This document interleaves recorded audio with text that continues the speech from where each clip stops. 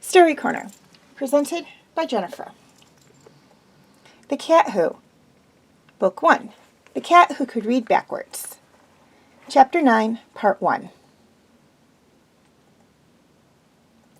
Okay, for those of you who have not yet seen the first few chapters, or first few videos for The Cat Who Could Read Backwards, I suggest you go view those now, as this is the continuation of that story.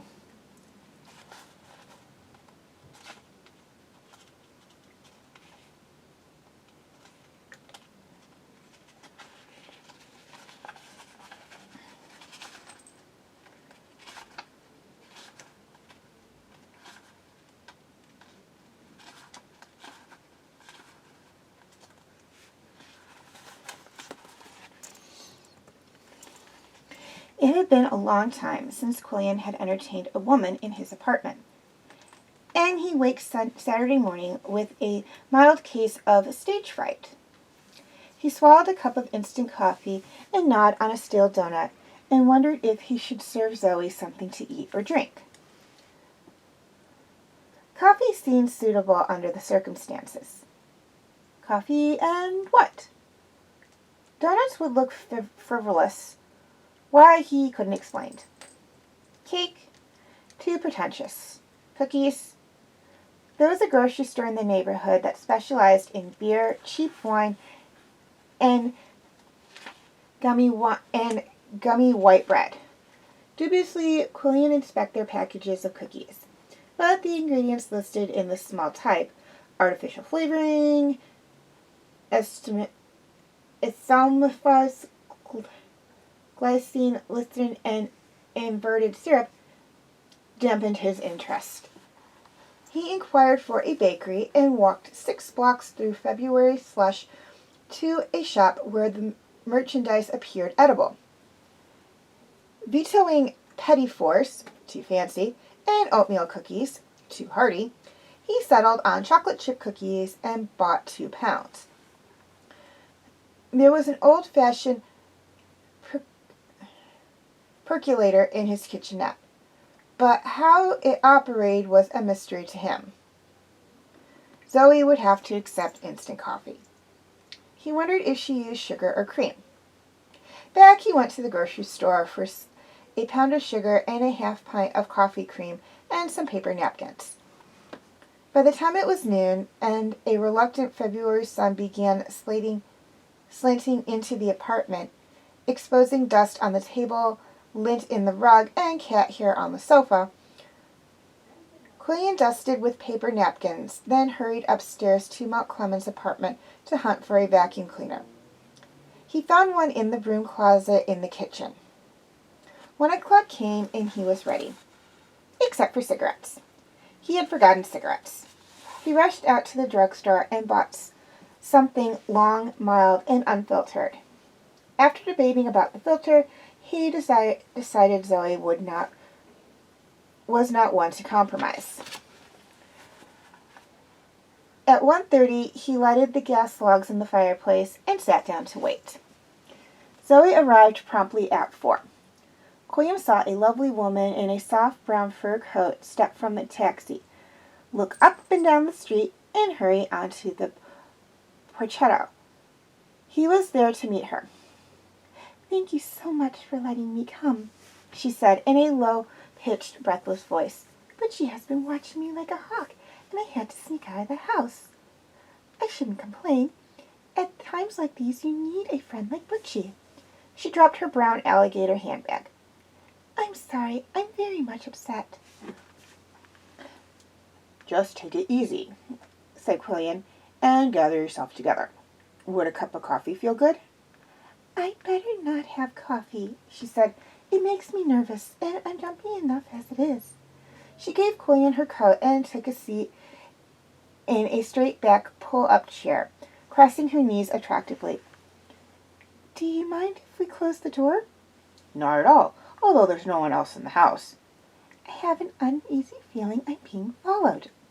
I took a cab to the arcade building, then walked through and picked up another one at the other entrance. Do you think they might have someone following me? The police, I mean. "I don't see why they should. What gave you that idea?" "They came to the house yesterday. 2 of them, 2 detectives.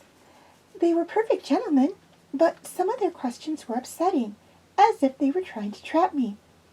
"Do you suppose they suspect me?" "Not really, but they have to cover every possibility." "Butchie was there, of course, and she was quite antagonistic towards the detectives. It didn't look good at all.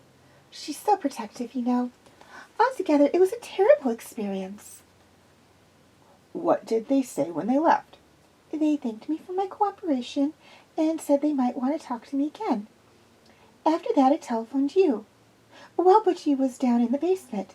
I didn't want her to know." "Why not?" "Well, because she's so sure she can handle everything herself in this crisis. And also because what I'm going to tell you, you don't suppose the police would be watching my movements, do you? Maybe I shouldn't have come here." "Why shouldn't you have come here, Miss Lambert? I'm a friend of the family. I'm professionally connected with the art field, and I'm going to help you with the details concerning the gallery. How does that sound?" She smiled bleakly. "I'm beginning to feel like a criminal. No one has to be so careful in talking to the police. If you use the wrong word or put the wrong inflection in your voice, they pounce on it." "Well now," said Qwuilleran in his most soothing way, "put that episode out of your mind and relax. Would you like a more comfortable chair?" "This is fine. I have a better command on myself when I sit up straight." She was wearing a pale blue dress of fuzzy wool that made her look soft and fragile. Qwuilleran tried not to stare at the provocation intention just below her kneecaps. He said, "I find this a very comfortable apartment. My landlord has a knack for furnishing a place. How did you know I was staying here?" "Oh, things get around in art circles." "Apparently you have been to this house before." "Well, Clemens had us to dinner once or twice." "You must know him better than most artists do." "We've been fairly friendly. I did several studies of his cat. Did you notify him?" "About the..." "I haven't been able to find out where he stays in New York. Do you know his hotel?"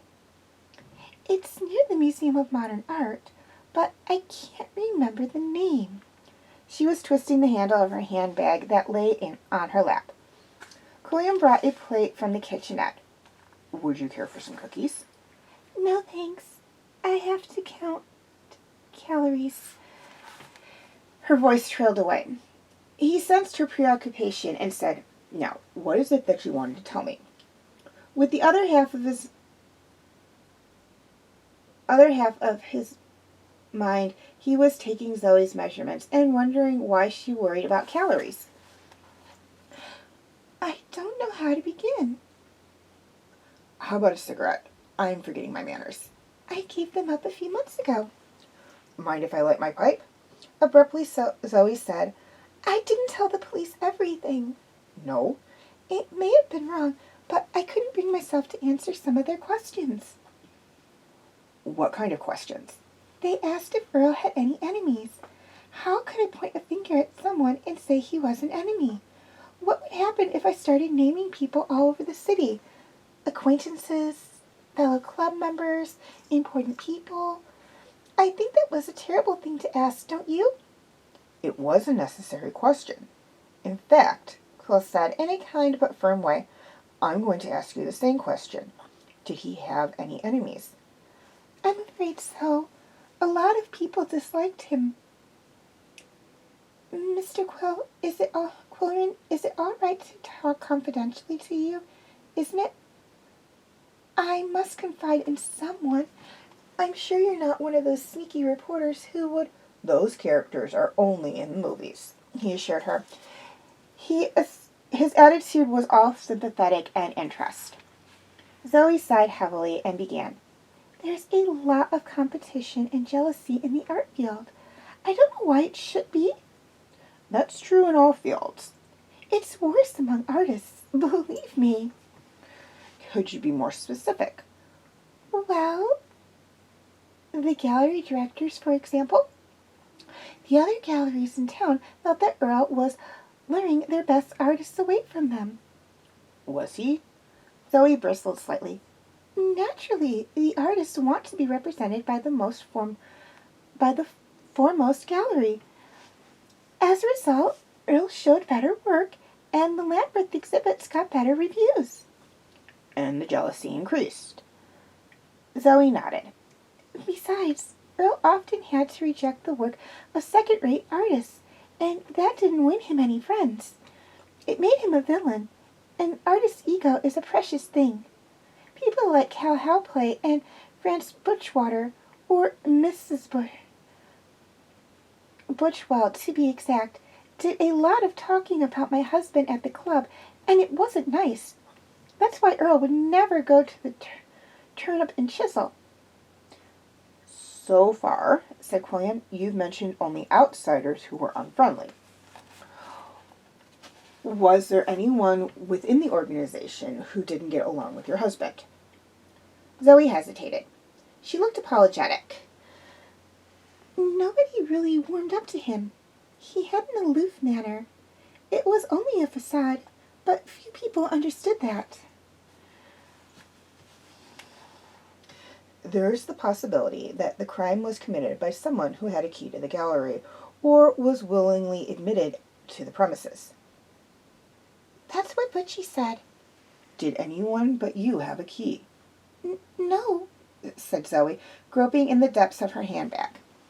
Qwuilleran said, Can I get you something? Maybe I'll have a glass of water. With some ice. It's rather warm. Qwuilleran turned down the flame in the fireplace and brought Zoe a drink of ice water. Tell me about your friend Butchie. I understand she's a sculptor. Yes, weld metal, Zoe said with a bleak voice. You mean she uses a torch and all that? It might make a story.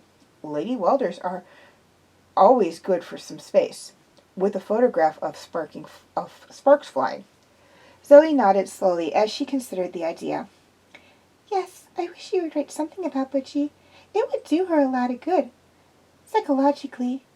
Not long ago, she lost a $50,000 commission, and it was a damaging setback. You see, she teaches at Premium School, and the commission would have enhanced her prestige. How did she lose out? Butchie was being considered to do the outdoor sculpture for the new shopping center.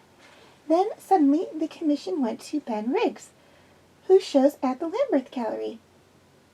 Was the switch justified? Oh, yes. Riggs was a much better artist. He works in clay and casts in bronze. But it was a blow to Butchie. I'd like to do something to help her. Would you write her up for the paper? She's a good friend of yours. Quill was comparing the soft, attractive Zoe with the mannish character who had been guarding her on the night of the murder. Yes and no. We grew up together and went to art school at the same time. And Butchie was my best friend when we were both at the tomboy age. But Butchie never outgrew that stage. She was always big and husky for a girl, and she buffed it out by acting boyish. I feel sorry for Butchie. We don't have much in common anymore, except old times. How did she happen to be at your house Wednesday night? She was the only one I could think to call. After finding Earl and notifying the police, I was in a daze. I don't know what to do. I needed someone, so I called Butchie. She came right away and drove me home and said she'd stay with me for a few days. Now I can't get rid of her. How come? She enjoys being my protector. She needs to feel needed, but she doesn't have many friends, and she has an annoying way of clutching at the few she has. What did your husband think of her? He didn't like her at all. Earl wanted me to drop Butchie, but it's hard to break off with someone you've known all your life, especially when your paths are crossing all the time. I don't know why I'm telling you these personal details. I must be boring you. Not at all. I need to talk to someone who's disinterested and sympathetic. You're very easy to talk to. Is that typical of newspapermen? We're good listeners. I feel much better now. Thank you. Zoe leaned back in her chair and was silent, and a tenderness crept into her face. Qwuilleran smoothed his mustache with the stem of his pipe and beamed inwardly. He said, I'm glad I could. Are you looking for material for your column? Zoe interrupted. The radiance of her expression seemed inappropriate for the question.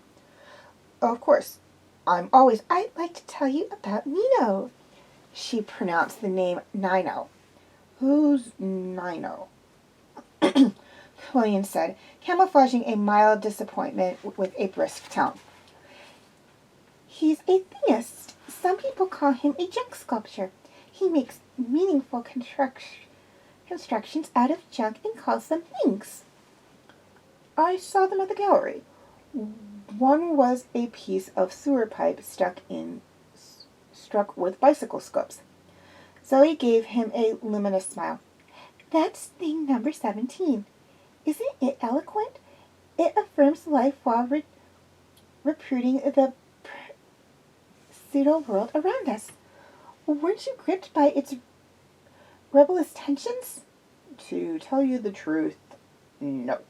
Qwuilleran said, it looked like a piece of sewer pipe with some bicycle spokes. Zoe gave him a sweet look in which reproach mingled with pity. Your eye isn't tuned to the contemporary expression as yet, but you'll develop appreciation in time. Qwuilleran squirmed and scowled down at his mustache. Enthusiastically, Zoe went on. Nino is my protege, more or less. I discovered him. This city has some talented artists, but I can honestly say that Nino has more than talent. He has genius. You should visit his studio. She leaned forward eagerly. Would you like to meet Nino? I'm sure he'd make a good material for your story. What's his full name? 9024683, she said. Or maybe it's 5. I can never remember the last digit. We call him Nino for short. You mean he has a number instead of a name? Nino is a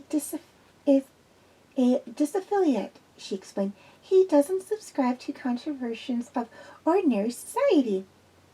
He wears a beard, of course. Yes, he does. How did you know? He even speaks a language of his own.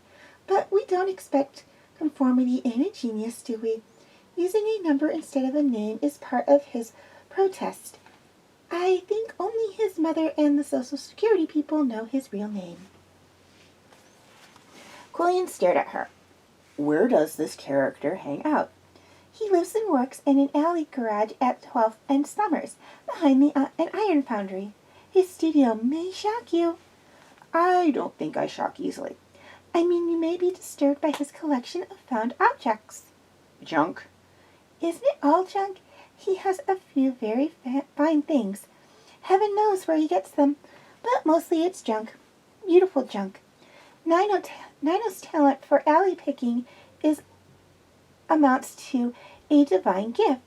If you go to see him, try to understand the nature of his artistic vision. He sees beauty where others...